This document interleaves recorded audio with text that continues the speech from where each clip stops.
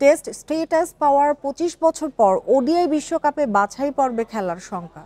যেখানে বিশ্বকাপ জয়ের স্বপ্ন দেখার কথা, সেখানে দেখতে হচ্ছে অবনতি। পরিবর্তনের চক্রে কিভাবে উন্নতি করা যায় ভাবতে হবে অনভিজ্ঞ বোর্ড কর্তাদের, বলছেন সাবেক বিসিবি পরিচালক খন্দকার জামিল। টার্গেট যতই সহজ হোক, বাংলাদেশ ব্যাটারদের বিশ্বাস নেই। ব্যর্থতার প্রমাণ বারবারই দিয়ে যাচ্ছেন। চাপের মুখে ঝুঁকি নিয়ে শট খেলার প্রবণতা পরিণত হয়েছে বদঅভ্যাসে। দায়িত্বজ্ঞানহীন হতশ্রী ব্যাটিংয়ে গত ১.৫ বছরে ওডিআইতে অবস্থা বেহাল। বিশ্বকাপ জয়ের স্বপ্ন দেখিয়ে যেন উল্টো পথে টাইগাররা।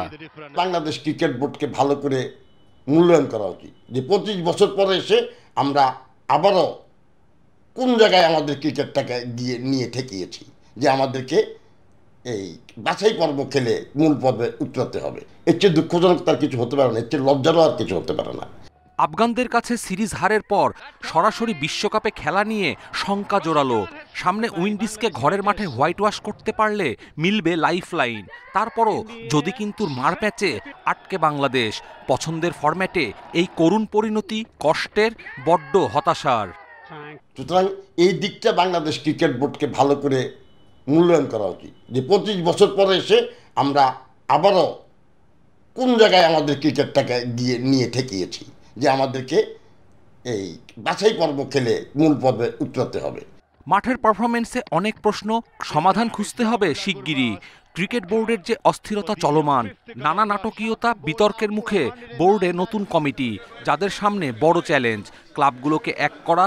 অভিজ্ঞ এই সংগঠক ও সাবেক বোর্ড পরিচালক হতাশা, আক্ষেপ নিয়ে সমঝোতা দেখতে চান। মাদার অর্গানাইজেশনটা পুরো ক্রিকেটটাকে নিয়ন্ত্রণ করে, পুরো ক্রিকেটটাকে পরিচালনা করে। সেখানে যখন এরকম একটা টালমাটাল অবস্থা থাকবে, হজবরল অবস্থা থাকবে, তার প্রভাব কিন্তু মাঠে পড়তে বাধ্য। শুধু ক্ষমতা কিংবা চেয়ার আঁকড়ে নয়, নিঃস্বার্থ হয়ে বাংলাদেশ ক্রিকেটকে এগিয়ে নেয়ার জন্য কাজ করার তাগিদ সাবেক এই বোর্ড পরিচালকের। কপিল পাল, ইন্ডিপেন্ডেন্ট নিউজ।